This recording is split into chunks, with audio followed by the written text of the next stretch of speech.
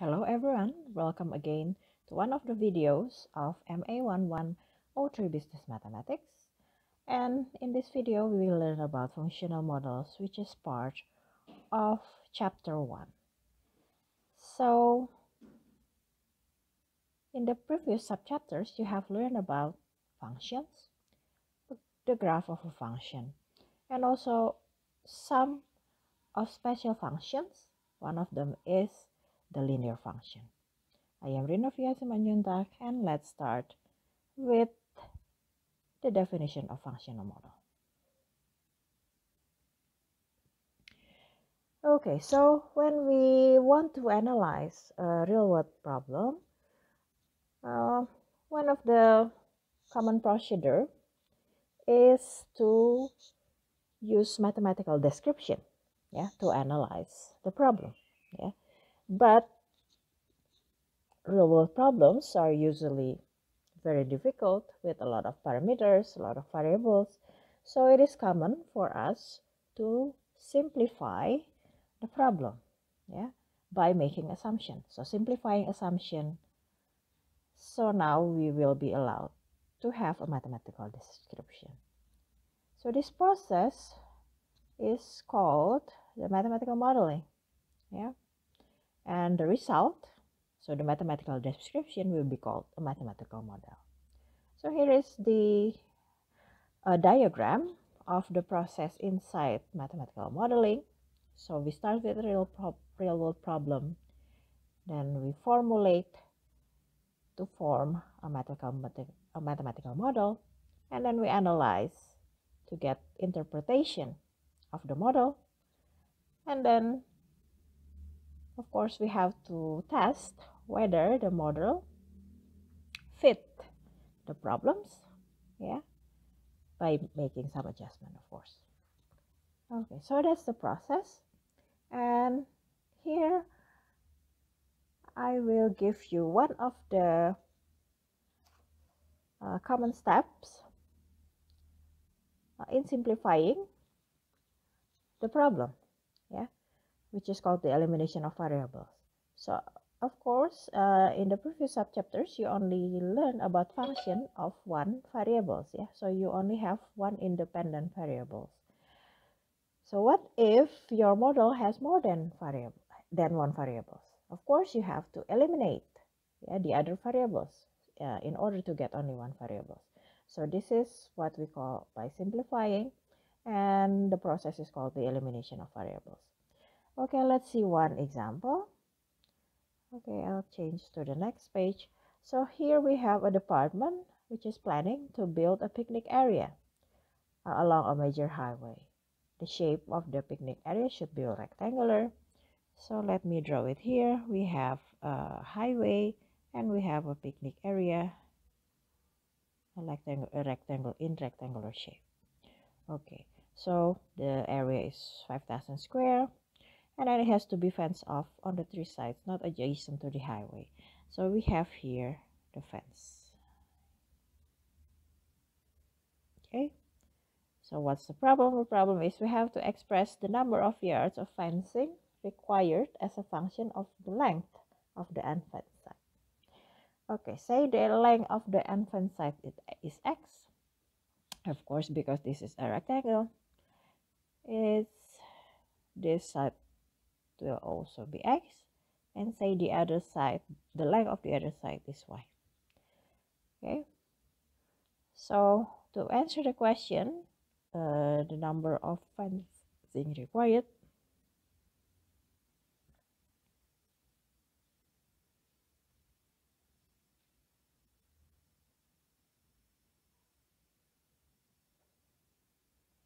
so x, which is equal to what? We just have to add all the lengths there. This is x plus 2y. Okay, so now you find there are two independent variables in this function, which is not the answer that we want to know. So we have to eliminate the variable y. Okay, so how to eliminate it? We have one information here, which is the area of the picnic area. Yeah. So of course the area should be x times y equal to 5,000, and then y will be 5,000 over x. Yeah. So altogether we have here x plus 2 times 5,000, that's 10,000 over x. Okay, so this is the answer of this example. Okay, so if you try to draw it, yeah, to draw this function, yeah, remember how to draw function? Just plot some of the points. Yeah, we plot some of the points and then connect them. It should be something like this. Yeah, and if by any chance you want to have a minimum length of fence, yeah, because probably it's expensive to build the fence, so you want to minimize the length. Of course, you have to find the value somewhere in here. Yeah, you want to minimize the length of the fence. Okay, so that's the first example. Let's move to another example. So here we have a manufacturer producing notebooks where the producing cost is $2 per book. Yeah, and they have been selling it for $5 a piece. Yeah, and then at that price, the demand is 4,000 books per month. So now they want to raise the price of the book and give estimation that for each $1 increase, there will be a decrease in demand by 400 each month. Okay, so what is the question? The question is to express the manufacturer monthly profit as a function of the price at which the books are sold. So here let be the price of the book.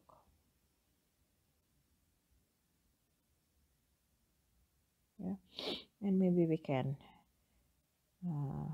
draw a little table here. When the price is P, what is the demand? P. Yeah. So of course we can start. They sell it for $5. The demand is 4,000. And if they increase it for $1, it will be decrease the price, yeah, by 400. So 3600, and then 7, it will be decreased furthermore, and so on and so forth. Yeah. So what is the function of the demand now? Yeah. So the demand will be it will decrease, yeah. So 4,000 decrease minus. So the minus is 400 each increase of the P by 1, yeah, but starting from 5, of course. So we have 400 here times the increase starting from 5, yeah. So P minus 5. Okay, so here we have 400 times 5, 2,000. So we have 6,000 minus 400p. Okay, but that's not the answer of the question because they asked for profit. Yeah, here we have demand per month. What is the monthly profit? Of course, you have learned that the profit is what? Is the number, is the price, yeah, of course, times the demand. Yeah, the number of books being sold. Okay, so now we have here, this is P times 6,000 minus 400p. So it's gonna be 6,000 p minus 400p squared. So this is the function of profit as a function of the price. Yeah. Okay.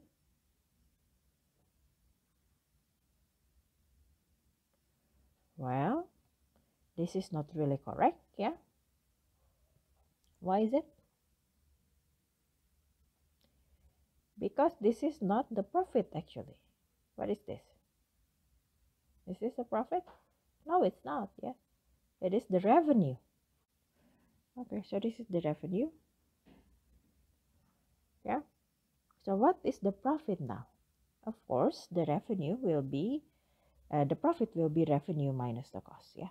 So let's write it here. The answer. So the profit should be equal to the revenue minus the cost. The cost as a function of P, of course.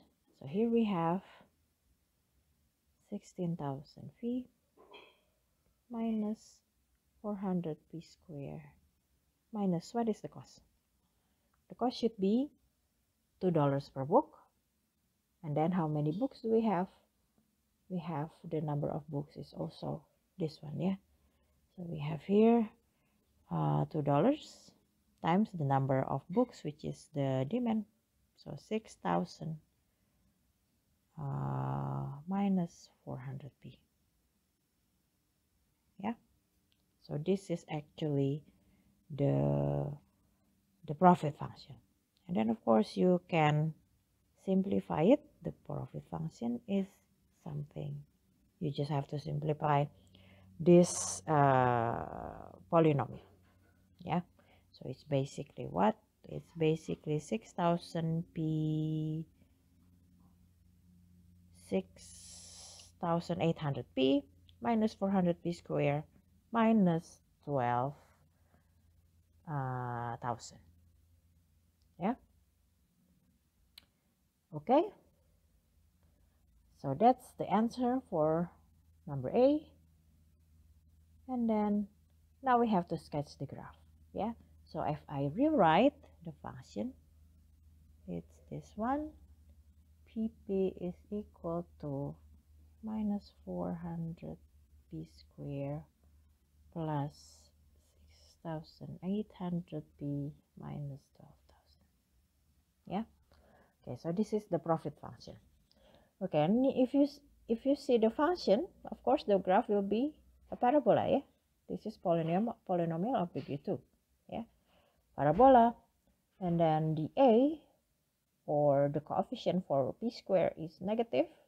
It means it will be opens down. Yeah. Okay, and then you can plot some of the points in the function, and you will find that the graph of the profit function will be something like this. Okay. Yeah. And then the another question is about the maximum profit.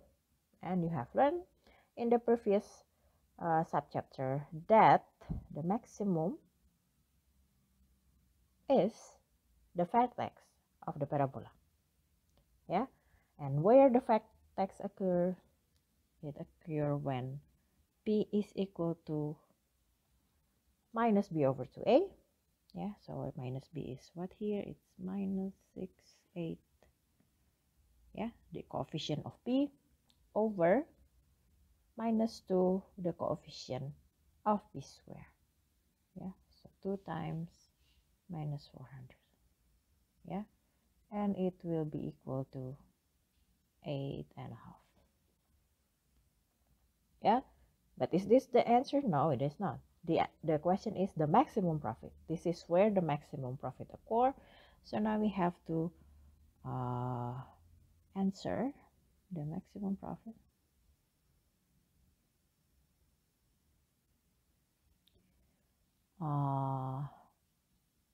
P 8.5. Yeah. So you can count it. Yeah. Minus 400 times 8.5 square plus 6.8 times 8.5 minus 12,000, sorry.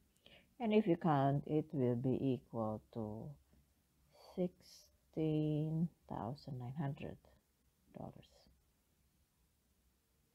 Yeah, so that's the maximum profit. So it will be somewhere here, yeah. Okay, that's the question about manufacturing books. Yeah, and you can see the problem can be solved by drawing the graph of function to a new notion which we call market equilibrium. So in a competitive market environment, supply tends to equal demand. So in this case, producers or manufacturers, they try to meet the demand. Yeah. So the supply, they try to have the supply meet the demand. And this is called the law of supply and demand. And when this occurs, the market is said to be in equilibrium. Yeah. Okay, so if we have the demand function as dx and the supply function as sx, yeah, then of course in market equilibrium we must have those two functions to be equal. Yeah, so here we have equilibrium price, which we denote by PE, where the demand and the supply are the same. Okay, if we see the graph, then we have this supply function, yeah, and we also have the demand function, yeah, and here is where the supply equal demand. So this is the equilibrium point here. Yeah, the equilibrium point happens at XE and the equilibrium price is PE. Okay, so in this case we will have two different area. Yeah, the first one is the pink one, this one, where the demand, yeah, this is the demand, is greater than the supply. Yeah, in this case of course we have a shortage. Yeah, and we also have the blue area where the supply is greater than the demand. In this case we have a surplus of the goods. Yeah, so we have a surplus here. Okay, so that's about market equilibrium, and we will see an example. Yeah, so here we have a particular commodity with the supply function at this one and the demand function at this one. Yeah, okay, so what is the question? The question, at what level of production X and unit price P the equilibrium achieved? So we are asked about XE and PE. Yeah, okay, of course to find XE, the supply has to meet demand. Yeah, we have x squared plus 14 should be equal to 174 minus 6x. Yeah, and we have here x squared plus 6x minus 160 equal to 0. And of course we can factorize this. We have what? X minus 10 times x plus 16. Is that correct? Yeah, it's correct. Equal to 0. So we have x equal to 10 or x equal to minus 16. Yeah. Of course, x here is what? X here is the number of units. Yeah, the production level. Yeah. Okay. Then it doesn't make sense if it's a negative value. So we don't have this one, and we only have x equal to 10. So actually here the level of production X where the equilibrium occurs is 10. Yeah, 10 units. Okay. And for the price, the unit price and the PE should be what? Should be, we can put in one of them, yeah, in the supply function or demand function, but probably the demand function will be easier because it's linear function, yeah. Here we have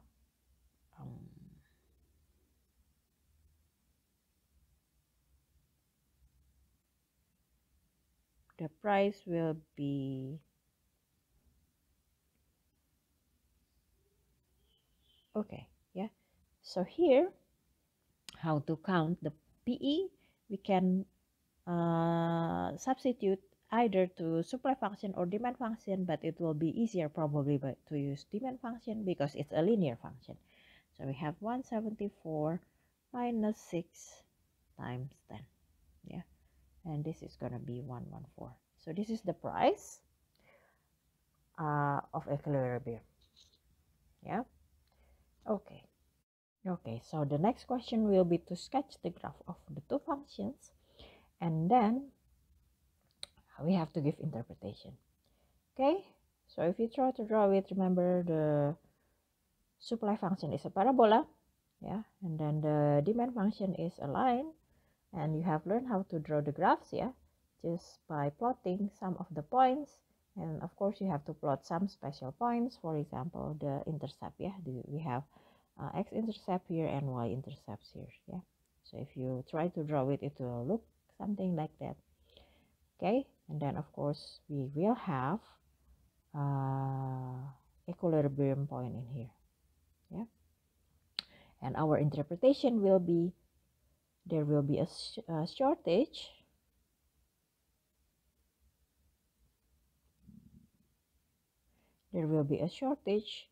before the production is 10 unit, and there will be a surplus after the production is 10 units, yeah.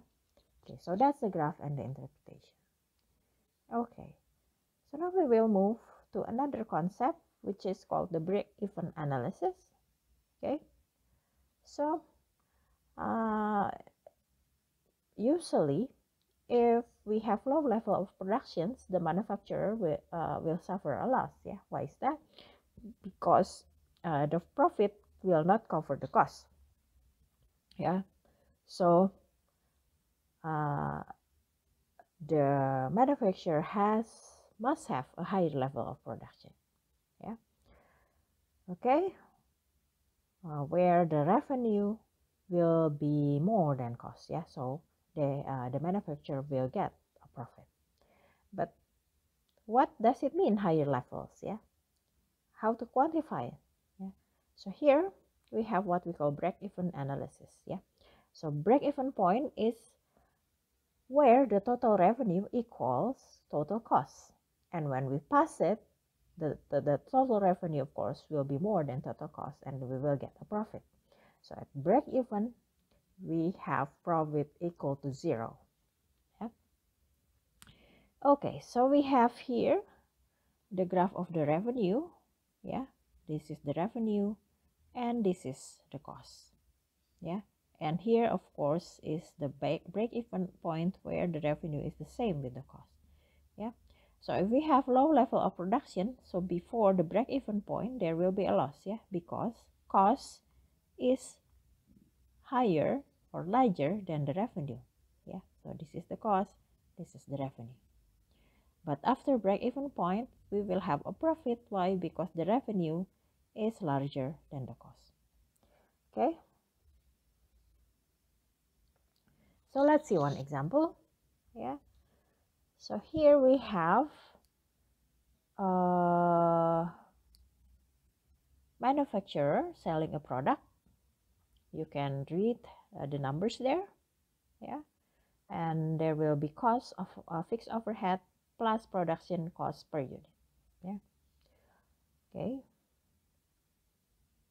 so how many units must be sold to break even, yeah. Of course here we have to have Rx equal to Cx, Yeah, and of course first we have to know what is the revenue function and what is the cost function. Okay, so what is the revenue? The revenue, of course, should be what? The price times the unit. Yeah. What about the cost? The cost, there is a fixed one. There is a fixed one which is equal to 7,500. Yeah. Plus 60 times the number of units. Okay. So now to break even, our x should be equal to cx, and we have 110x equal to 7,500 plus 60x, and here we have if I move it there, it's 50x equal to 7,500, and then x will be 150. Okay, so to break even, the manufacturer have to sell 150 units. Yeah. All right. Next question. What is the manufacturer profit or loss if 100 units are sold? Okay. So 100 units, of course, this is before 150. Yeah. So in this case, of course, there will be a loss, right? Yeah.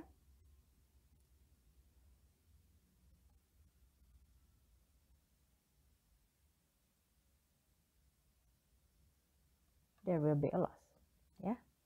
So the profit is equal to revenue minus the cost, and this is gonna be 110x minus what? Minus the cost. This is 7500 minus 60x, and this is equal to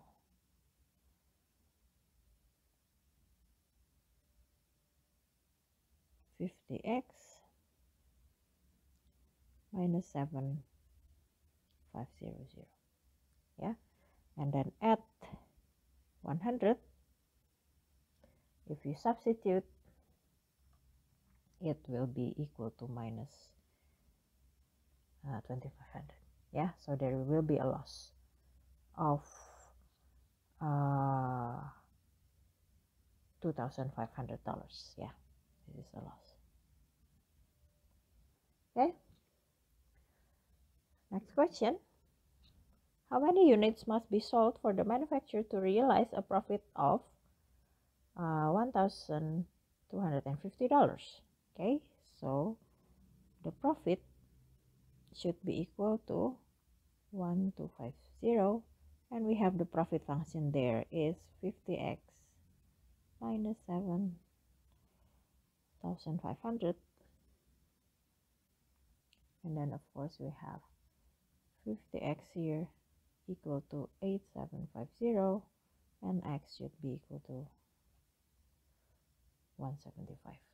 Yeah, right? So this is the number of units, so that the profit should be 1250. Let's move to the last example, which is still about break-even analysis. So we have two rental car agencies, yeah, with different charges. Yeah, and we want to know which one give us a better deal. Yeah, so let's consider the first agency.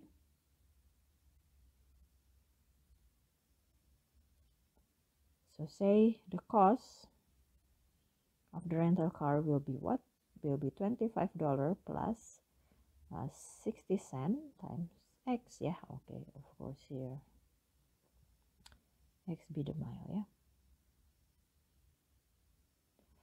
Yeah, okay, and this is the first agency, and then in the second agency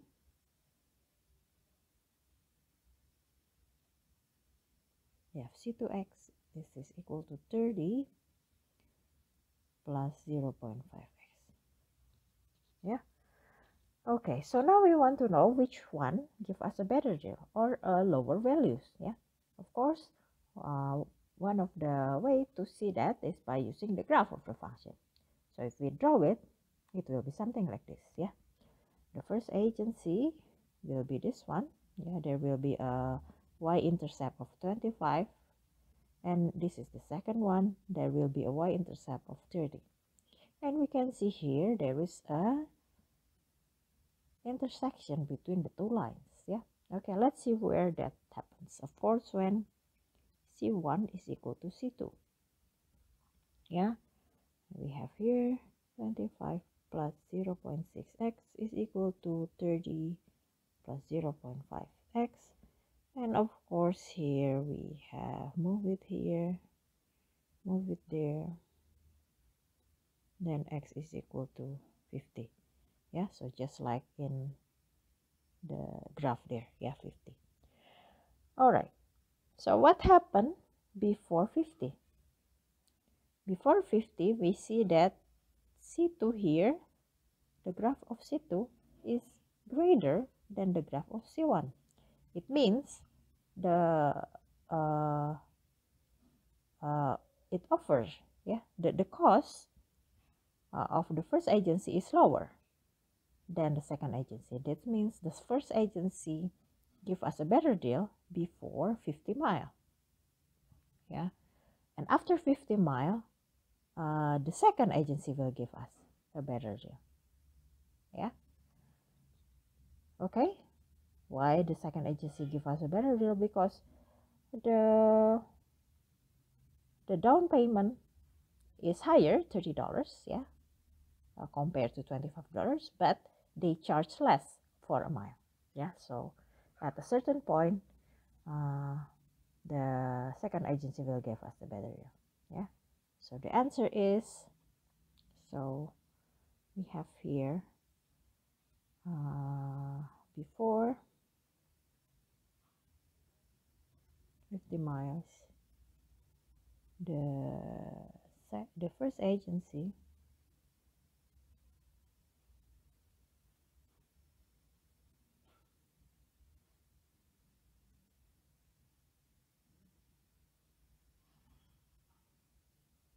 yeah, and after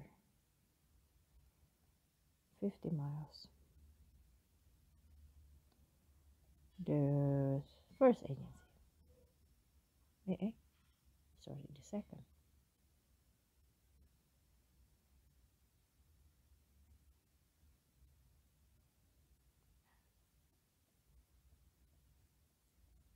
what about exactly at 50 miles? It doesn't matter, yeah, which agency, they give the same offer. Okay, so that's the end of subchapter 1.4. I hope you learned something from it, and I'll see you in the next video. Goodbye.